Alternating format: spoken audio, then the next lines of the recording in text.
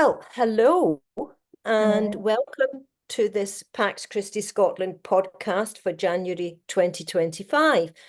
Best wishes to everyone for the year ahead, and especially to my two guests, Anu and Esther.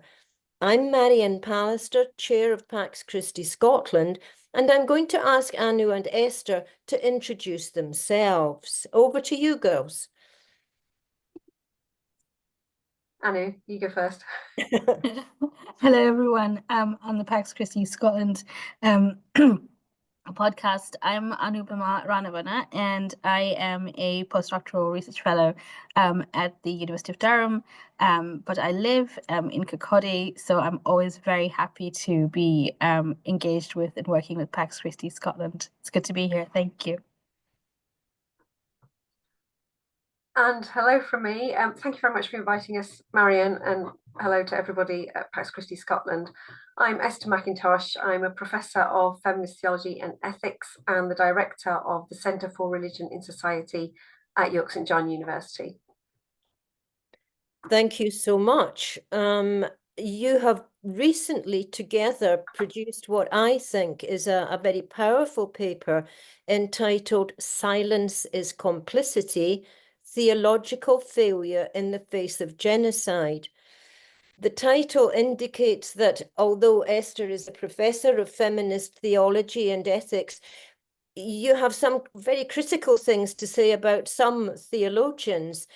Most of us think of theology as something that seminarians study.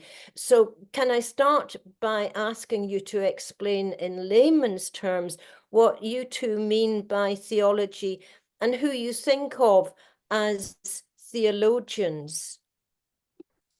Yes, of course. So as an academic discipline, theology refers to the study of the nature of God and of religious beliefs.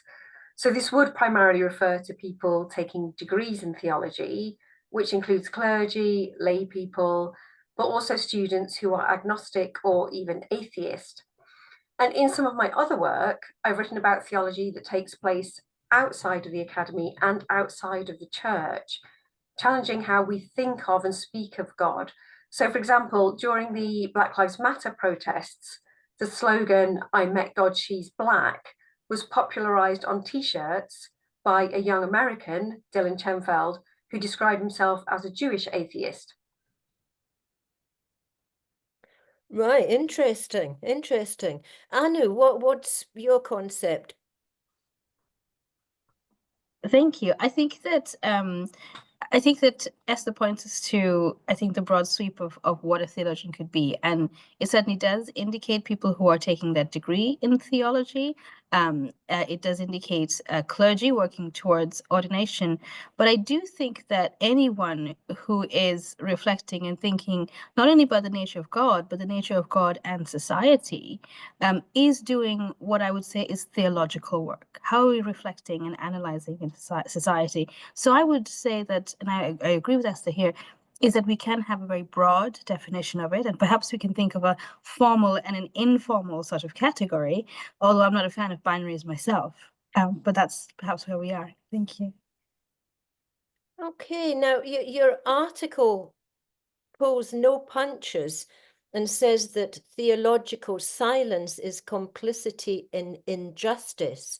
And you focus on the genocide in Gaza, of course, and you have some very harsh words to say about the lack of commitment to using that word genocide by the I have to describe him as the then Anglican Archbishop of Canterbury, Justin Welby, who, of course, has recently resigned for very different reasons. I wonder if you could briefly comment on what you think that lack of commitment has meant in terms of influence on action in relation to the situation in the Middle East. And I'm very interested by what you mean by public theology, a phrase that you use in your paper. Thanks, Marian. I think Esther's going to talk us a bit more about public theology, and I'll quickly comment on the former Archbishop of Canterbury's role. one of the first things to say is that one of the things we wanted to highlight in our paper is that Palestinian Christians, lay persons, the lay community, as well as Palestinian Christian leaders, were crying out and saying, this is what is happening, this is what's going on, and this is what we want from our brothers and sisters in the global churches. We need this response. We need your support. We need your solidarity. And a significant part of our critique is the fact that leaders like Archbishop Welby were so reluctant to stand in solidarity with their own Palestinian Christian community and to support them and to respond to their call, to respond to their demands, their asks. They write so much about feeling abandoned by the global Christian community. And when we analyze that further, we see that one of the difficulties for, in this case, if we take the Church of England as an example, is because of the weddedness of the Church of England to the British state. And therefore, it was difficult or hard or perhaps impossible for the Church of England to take a stance that was different from the British state. So immediately there is a critique we raise about that close relationship, but also of the imperialistic connotations that come if we look at the broader history of the British state's involvement in the Middle East as well, right? The situation of occupation was very much also the responsibility of the British state at the time, right? And so there is a significant responsibility that must be adhered to. And the fact that we did not have the Archbishop pushing the British state to say what is happening is a genocide, the ICJ has said it's plausibly a genocide, Palestinian Christians, including leaders in Jerusalem, are saying this is a genocide. Without that, the weight of the Archbishop pushing the British state to then push Israel, right, to switch to a more to de-escalate, right? This has grave consequences. It is very much, first and foremost, so it was the silencing of the Palestinian people by a person who should have been in solidarity with the people and not with the state. So that is the higher level of our kind of critique there, I think, and hopefully I'm saying the right thing here, Esther. And although Pope Francis's language has, I think, been stronger in this instance, he too has been, I think, because of being the head of the Vatican State, has had at times to pull back a little bit as well. I think when he initially started talking about, he said, war is terrorism, war is evil. He received a lot of flack, and so he had to come out and say, I'm still in solidarity with my Jewish brothers and sisters. I'm trying to make a different kind of critique here. More recently, at Christmas time, we had a baby Jesus in a kefir, in a nativity scene created by a Palestinian artist, and the hue and cry from the right-wing Catholic community meant that they had to then, take that display away. So I think it's also something for Catholics to also reflect on. What happens when we are too wedded to state and state politics? And with that, I'll hand over to Esther. Well, could I just comment and ask you about Pope Francis, because I think that most of that criticism came from America, and would that again link back to what you're saying about church and state and so on? Is there a link there in America? Because we find very different attitudes here in Scotland from Catholics to what we heard certainly from America. Absolutely. I think the global Catholic Church has such different approaches to this situation. And then I think, again, this raises this question about I'm going to use the word again, the American imperialist state and the influence it can have on a church like the global Catholic Church. And so we also have to ask these questions about who is really powerful when we talk about a global church. Why is it that some communions of bishops are more powerful than others. So I think we enter into this big question about power. We also enter, I think, into the big question of the how do I say this? The encroach of a certain form of evangelism within the churches that has a theology that's entirely apocalyptic and is not rooted in solidarity and justice. And I think from the Catholic perspective, this is Pope Francis's big battle, right? He is battling between those two, right? And so for Catholics like those in Scotland, we need to show him our support and say what we want is that church that's rooted in justice and in solidarity. Thanks. Thank you, because I think we do have a bishops' conference that is very supportive of Pope Francis. So perhaps we're the fortunate ones in that sense. But does that lead on, Esther, to this idea of public theology? Yeah, so I'll just add to what Anu's said already to say that we have a very different situation in Britain from America in terms of the relationship between church and state. In that officially in America, there is church-state separation, and officially in the UK, there isn't church-state separation.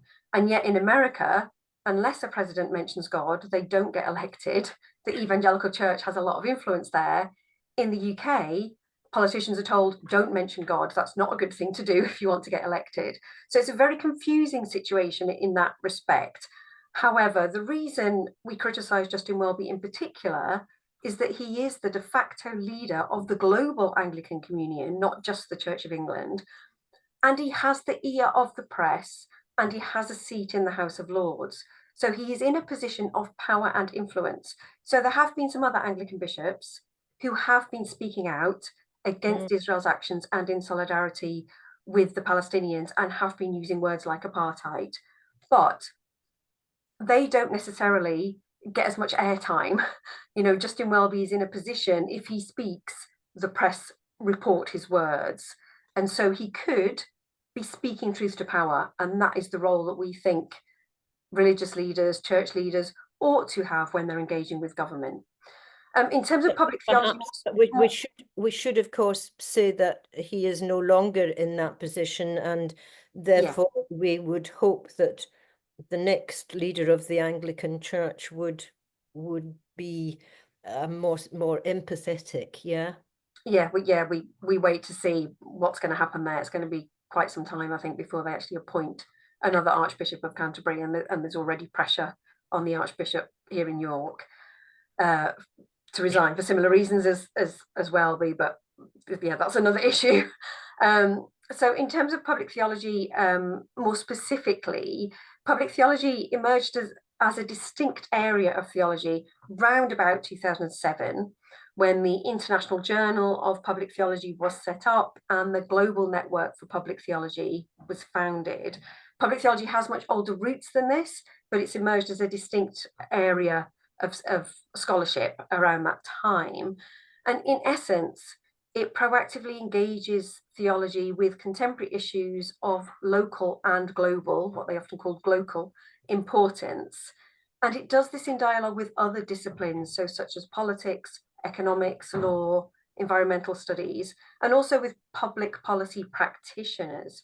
So peace and justice in Palestine and the wider Middle East is just one such issue that public theologians ought to be engaging with in that way. Right. I'm wondering, this is kind of facetious, but I'm wondering if people who like and share on social media words from the likes of Dietrich Bonhoeffer, that they are sharing in that what is in my mind a sort of public theology. You quote Bonhoeffer in your article from 1933, writing, "We are not to simply bandage wounds of victims beneath the wheel of injustice. We are to drive a spoke into the wheel itself." And you explained that he was an early critic of Nazi anti-Semitism. Is that level of involvement which led to Bonhoeffer's incarceration in a concentration camp and his execution there. Is that the kind of involvement you're looking for from today's theologians, whether they're academics, clergy, or public theologians? Do we have to be as committed? What's your opinion on that kind of commitment? Thank you, Marian. That's a very good question, and it's something I think about quite a lot. I think, of course, people need to do perhaps what they feel most comfortable doing. Not everyone perhaps is comfortable or even physically able to do a lot of things. But I think what's important is to look at the world and to reflect on what's happening and say, why am I undisturbed by this? Why doesn't it unsettle me? Why does it not shake my belief in my faith? And the question I always sort of, raise, and I talk to my students about a lot, is, does your belief in God mean that others must be oppressed? And if we see that oppression happening, are we not moved? Is not our conversion and our commitment to God means that we have to do something, right? And there's a long history in many Christian churches, including Bonhoeffer, including the liberation theologians of Latin America, Asia, Africa, who have been part of social movements, who continue to be part of social movements, and who take part in great ways. Some who have been assassinated by the powers that be, some who have become excluded, even excommunicated from their churches. And that, I think, is, you need to, I think, have the willingness to break out of your comfort zone. You have to have the willingness to take part, I think, is important.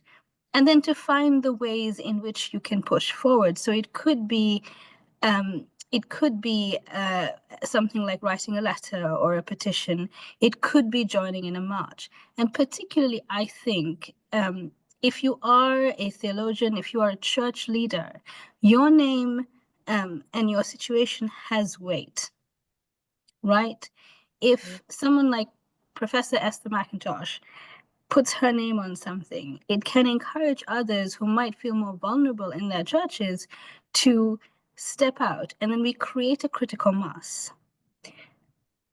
Churches, particularly, I think, churches that have a strong liberation focus, or have the tradition of a liberation focus or a justice focus, are not institutions. We are a movement of the people of God, right? We are called to cause a bit of trouble, right?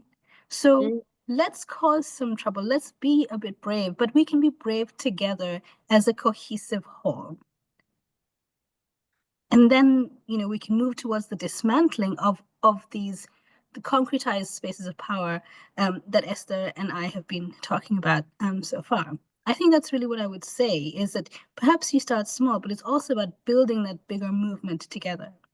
And also for people who do have a significant name, significant place, which is why, again, we push someone like the former Archbishop of Canterbury, we push Pope Francis to come out and say things. Pope Francis saying, this war is evil and bad, and what, him talking about the fact that the cardinal could not enter Jerusalem, and saying, this disturbs me in my heart. That was a very powerful thing to say. And then within a couple of days, the cardinal was able to enter Jerusalem because it became bad PR for Israel.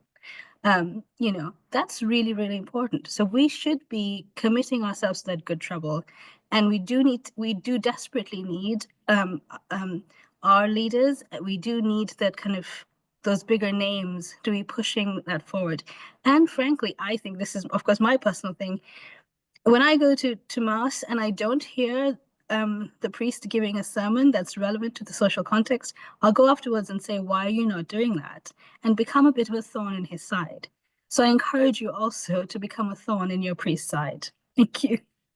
Well, that's something that I would totally agree with you on. But perhaps we'll both be excommunicated with him by the time this goes out. Esther, sorry. I'll just add to what Anu's already said, just to say, of course, we're not expecting everybody to put themselves in a position where they would be executed in the way that Bonhoeffer was. Of course, that's not what we're expecting. But we are expecting people to do things that might be uncomfortable. I've been told by other people repeatedly, oh, but that's your personal choice. And I want to challenge that view. I don't think it is personal choice. That's not what solidarity means. This idea that it's personal choice whether you take action or not, and that you can sit and watch a genocide and not act, that's a very neoliberal, individualistic approach, and suggests that people think they should only act when it's an issue that concerns them individually, them or their immediate family or friends. And I think that's wrong. And I think that's a really problematic perspective to take. And so I think we do need to step outside of our comfort zones. We go on those demonstrations and we think, yeah, there's a chance I might get arrested here. But that's such a small risk compared to what the Palestinians are facing. And if we don't stand up for the Palestinians now, then what will we stand up for whom, and when? Yes, that I think is the powerful message that I get from your paper, and I've got to say that Pax Christi Scotland, along with Pax Christi International, has been clear in using the words apartheid and genocide about Israel's historic and current actions against Gaza. They're words used by a number of faiths represented at the demonstrations that you mentioned, that we really should be out there joining when we're seeking that ceasefire in Gaza. And of course, South Africa has accused Israel of apartheid against Palestinians in Gaza and has taken action to hold Israel accountable at the International Court of Justice. Yet, as you're both saying, theological voices have been few. I go back to putting in a little word for Pope Francis at this point. In his new book that came out, I think it was in November, he sought an investigation into whether this should be called a genocide. But tell us about the difference in attitudes, in statements about Ukraine and Gaza, and why you think we perhaps see that happening, that there is something different going on there. Yeah, that's a good point, Marian. And I think this is a very telling and revealing issue, that the Ukrainian war has happened just before, or in parallel with what's happening in Gaza and the West Bank, and the attitudes and the statements are very, very different. So as you mentioned, Pax Christi, Pope Francis, other faith groups taking part in Palestinian solidarity are commendable, but they are in a minority. So as we noted in the article, in relation to the juxtaposition of the war in Ukraine, in October 2022, a year before the Israeli government cut off water, electricity and fuel from Gaza, Ursula von der Leyen, the president of the European Commission, rightly called these war crimes when they were perpetrated by Russia on the people of Ukraine. Similarly, Justin Welby referred to Russia's invasion of Ukraine as illegal, unjust and brutal. And the UK government also condemned Russia's actions and set up special visa schemes for Ukrainians. Over the last nearly 3 years of that war in Ukraine, Welby has repeatedly spoken of the Ukrainians' right to defend themselves, and he's called on the British public to support Ukrainian refugees. Yet, despite 77 years of occupation and apartheid, Palestinians are rarely afforded the right of self-defense. Israel has repeatedly, over the decades, deprived Gaza of water, electricity, food, and medicine, with minimal condemnation from those in positions of power and influence, like Ursula von der Leyen. And despite the current and live stream genocide in Gaza, there is no special visa scheme for Palestinians to come to the UK. And there have been many campaigns and petitions for the UK to introduce such a visa scheme, like the one they have Ukrainians for Palestinians, and the government won't do it. Anu, have you anything to add to that? Because I think that you also feel quite strongly about that situation of no visas and so on. Very much so, and Esther makes some excellent points, and all I can really sort of add is that I think there's a couple of things to think about here. Is that I think we also have to reckon with the reluctance of the, say, for example, the British government to open a visa scheme for Palestinians also comes from a deep-rooted fear of the communities in the Middle East as being other, as being a danger, as being a threat, right? And if you look at Ukraine, it's completely right that we had the scheme to allow Ukrainian refugees into the United Kingdom. It was a wonderful scheme, but you look at how it pales in comparison to other schemes that could have been opened to persons from Afghanistan, from Sudan, and so on. That is because the Ukrainian refugees are not seen as other or as a threat to the British community. They're not a scary kind of immigrant, right? And so we also, this highlights the deep racism of the British state in the first instance.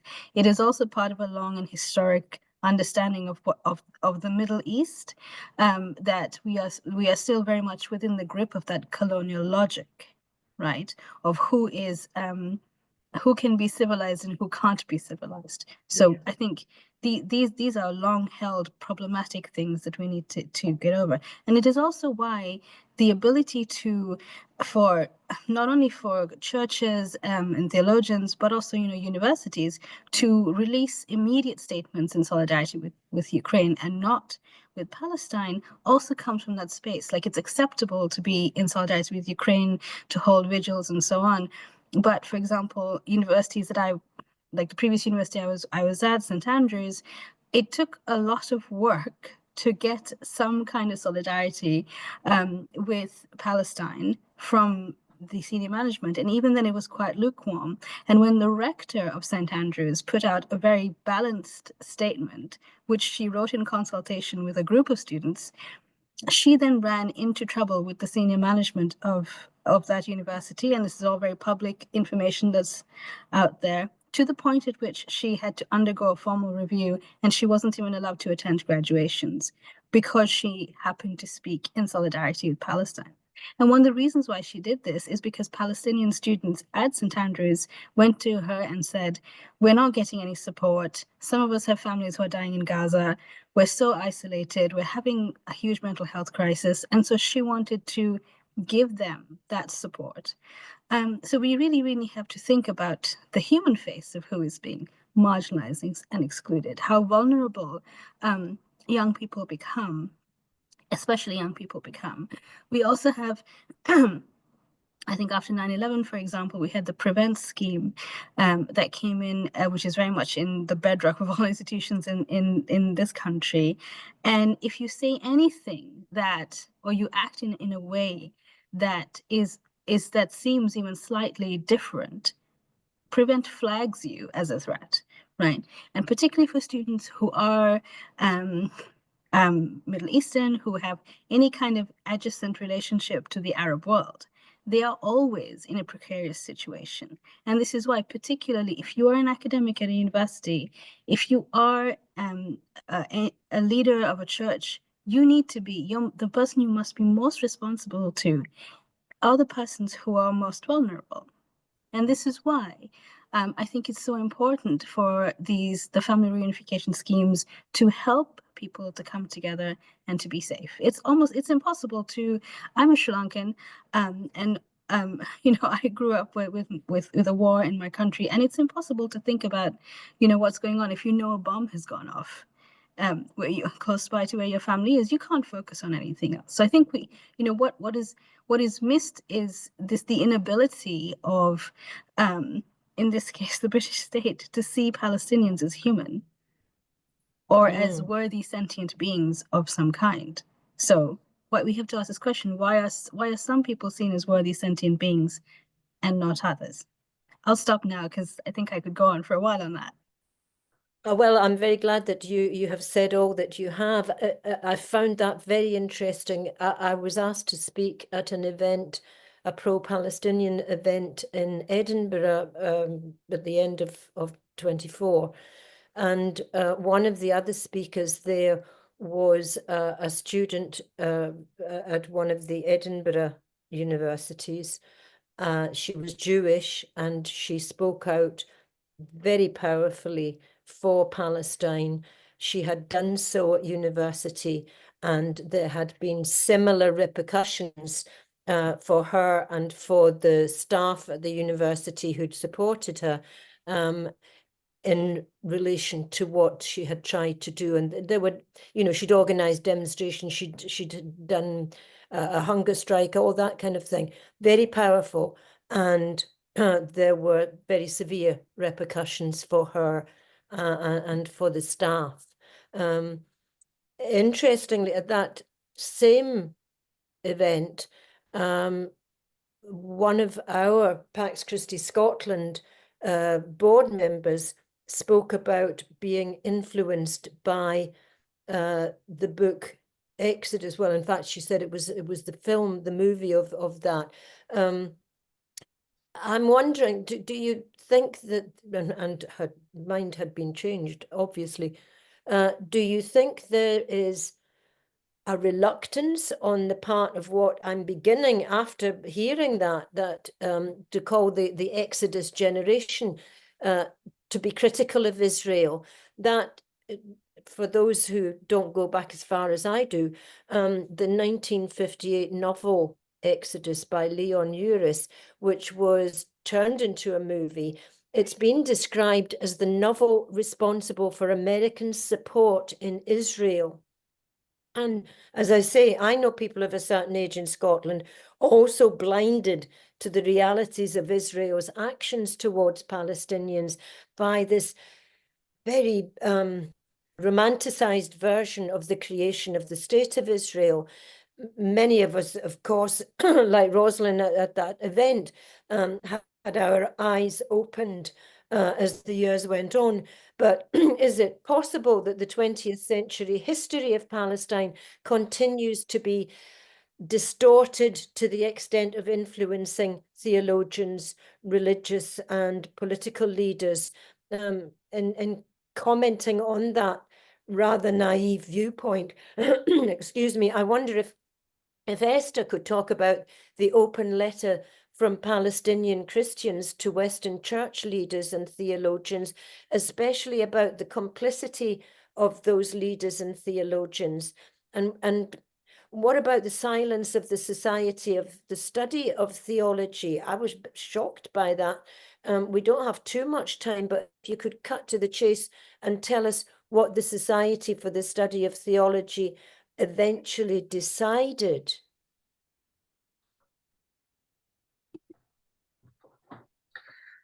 Yeah, so in October 2023, 12 Palestinian Christian organizations signed this open letter, a lament essentially, which they titled A Call for Repentance. And, that letter deserves to be read in full.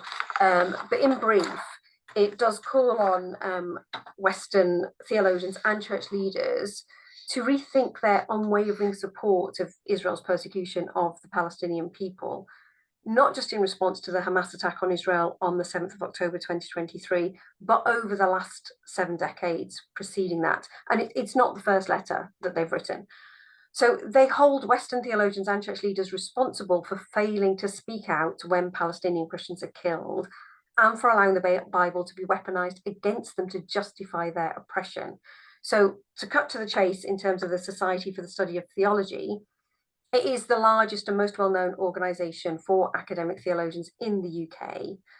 And they refused to respond to this letter when I sent it to them. So now we've been pursuing them for more than a year, asking for them to respond and for them to take certain actions. now there are at least 45,000 people killed in Gaza, and that's probably a huge underestimate, 70% of them women and children. It has the highest number of child amputees in the world and unimaginable levels of trauma. The Society have told us just before Christmas that they will now respond to the letter. They said they would respond in the new year, but we are still waiting. We haven't yet seen a response to that letter. So, you know, and in terms of the sort of broader point about the history of Israel, I think, especially in America, but also in the UK, these phrases that were used at the time of, you know, a land without a people for a people without a land, and making the desert bloom, which completely misrepresented the situation. There were already a people in that land, and those people were ethnically cleansed to create the state of Israel. But I think those phrases have gained traction and they've become really sticky phrases. And so for people who don't do the research, they assume that there was this barren desert and that's where the state of Israel was established. And they're also afraid of this accusation of anti-Semitism. And that's why it's so important that groups like NAMOD, like the Jewish students you've mentioned, they are speaking out and saying, actually, it's not anti-Semitic to criticize a genocide. Not all Jews agree with what Israel is doing. The actions of Israel are not supported by all Jewish people all over the world. And actually, you can criticize those actions without being anti-Semitic. Anu, have you any comments on that? Certainly, I'll just sorry, I'll just add to the questions about the Exodus generation. And I think you raise a really important thing for us to be reflecting on here. And the thing we have to, I think, remember is how centralized Europe became to this narrative, right?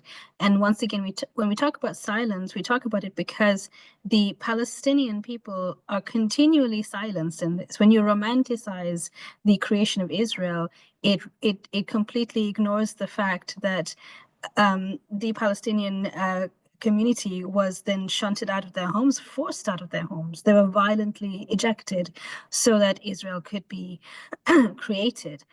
And why was Israel created? Israel was created in after the Holocaust, which is a horrible thing to have happened to the Jewish community. But but the creation of Israel in what was Palestine, what is Palestine, was a way also for the European community to then wash their hands off the horrible thing the Europeans did to other Europeans, right? It is a way of then saying, actually, we're going to blame the Middle Eastern community for this. We're going to blame the Palestinian community, the Arab community for this horrendous thing that we have done, right? And so that's problematic. The long shadow of a colonial logic that's there that has harmed so many communities. So that is another point of theological reflection and of course historical reflection that we need to enter into and to break apart.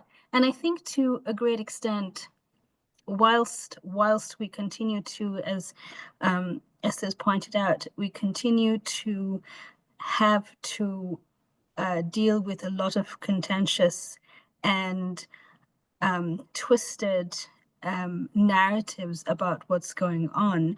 We're also, I think, particularly at this moment in time, because the evidence is so much before our very eyes, I think it's harder and harder for people to continue to justify what they are doing or what they are saying.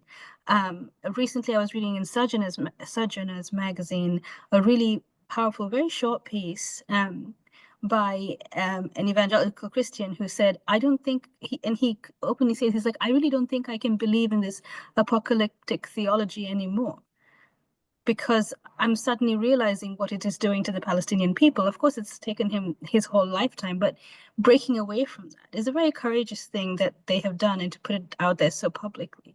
So I think we are seeing a little bit of that breakaway, but at the same time, I think the pushback is very, very difficult. And I think this is why I have so much support and admiration for organizations like Jewish Voice for Peace and MOD in the UK, who are very explicitly and very clearly saying this is anti-Semitism, but criticizing Israel for their genocidal actions is not anti-Semitic, and this is why this is so. And they actually put out these really clear explainers. So if you're finding, a lot of people will say, "Oh, it's too complicated, I don't understand," go to the NAMOD website.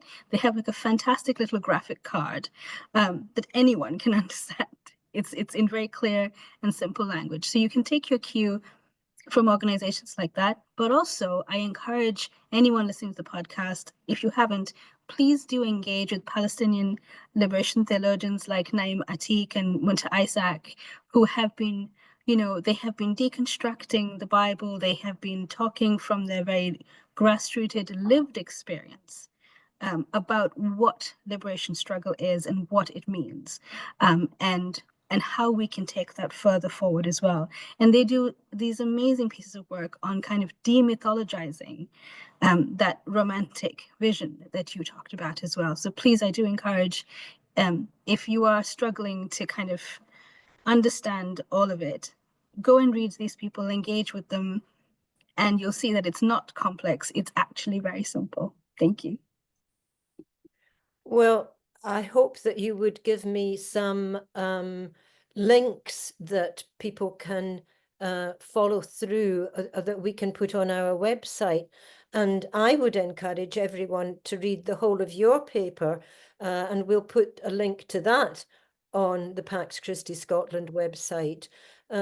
We could talk about this for a very long time, but as that isn't possible, I'd like you both to comment as we conclude on a couple of sentences that really screamed out for me.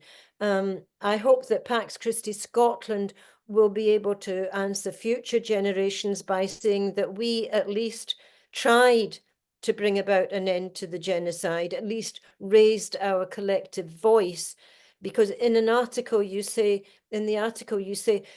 if genocide is not a red line, then it is difficult to imagine what is.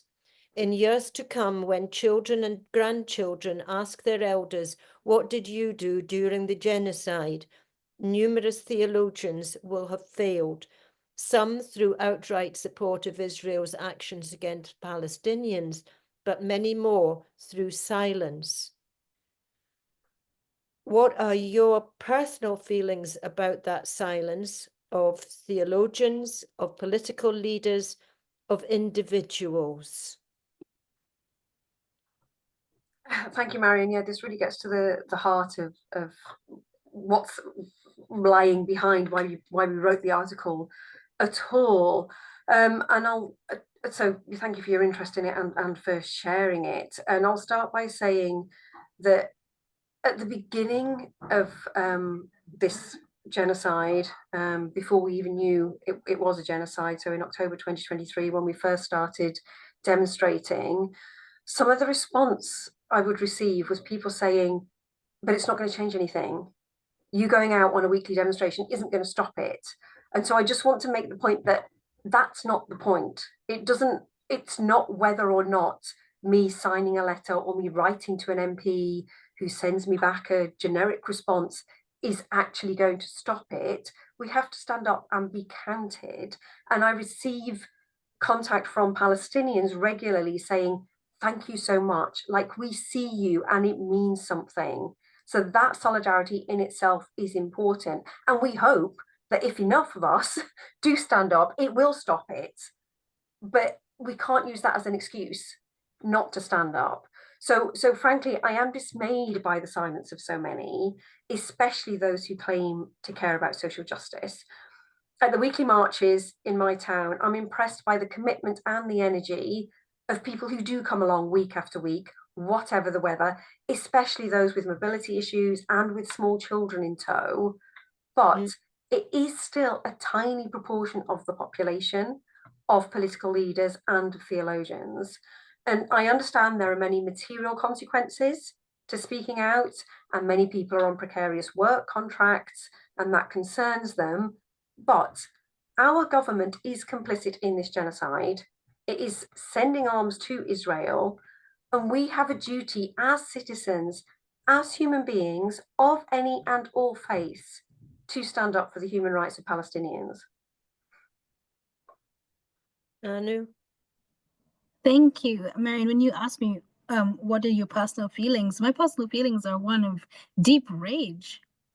I cannot fathom the fact that, you know, it's two Christmases have passed and the genocide is still ongoing. You know, I was saying to Esther just the other day that all these people who scream about Christmas being cancelled are the people who are egging on a genocide in the birthplace of Christ. So who really is cancelling Christmas? That's my very sort of dark joke. I'm sorry about it, but I have deep anger about it. And while I do understand there is of course a cost to sticking your neck out there, but the little cost it is to me is so much less than the cost of a Palestinian life, right? Of all the sentient beings in Palestine, of the ecocide that's ongoing in Palestine, right? And it is, and we must be shocked at the hypocrisy of states who are. I mean, just yesterday, the United States government agreed that there's a genocide in Sudan, and they unilaterally decided it. They didn't need the ICJ to declare it as a possible genocide, so they can look at a similar situation and say, "Oh, that is a genocide." So why is it not a genocide when Israel is doing it? We have to ask this very serious question. I think. Ask those questions of yourself, and don't think that we can't move things along. I think at least in the past 2 years we have had some small changes. We don't have a full arms embargo, for example, but there has been a few sort of reserved actions taken by the British state, right? So if you push them into the corner, they have to answer those questions, right? You can sort of, you start to see the outrage and the kind of, they have to dial back, they have to couch their language. It means that public outcry will have some impact, right? And it's really important, as Esther says, for us to be in a critical mass together, because when one person individually puts their head above the parapet, they can get into so much trouble. So our colleague and comrade, Professor Jane Barter in Winnipeg, in Canada, she wrote a similar article to ours reflecting on the situation in Canada, and has recently been at the receiving end of a rather horrific petition about her. And although she's getting support from her union, she's not getting any support from the university administration. And she's a very, well-respected theologian in Canada. So here she is, and she's bravely putting herself out there. And she seems rather unconcerned, really, because she knows she did the right thing. But this is why we need critical mass behind us all together to make that push. And I think that my personal feeling is that the God that I believe in wants me to feel anger at the bombs that are being dropped on the people of Palestine, right? We believe in a God of life, not a God of death, right? When we talk about being pro-life, we don't only mean the fetus in the womb. And even if we do, how many babies are dying in Gaza? I do have a question for the strong pro-life lobby as to how they square their pro-life views with a bomb being dropped and killing so many Palestinian children.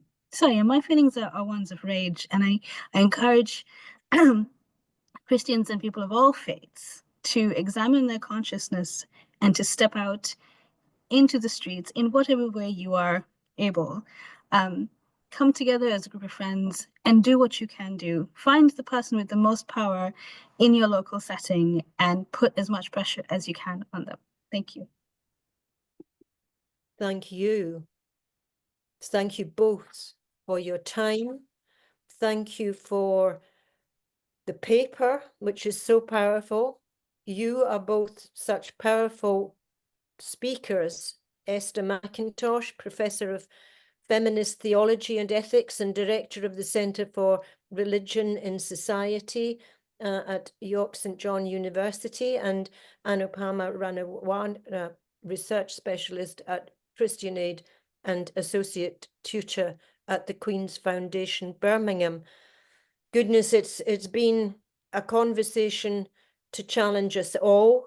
I hope that Pax Christi Scotland members and the wider community will be challenged and will act on what you have been talking about, suggesting, and sharing your very powerful feelings. I'm Marian Pallister, Chair of Pax Christi Scotland. Thank you for watching. Thank you.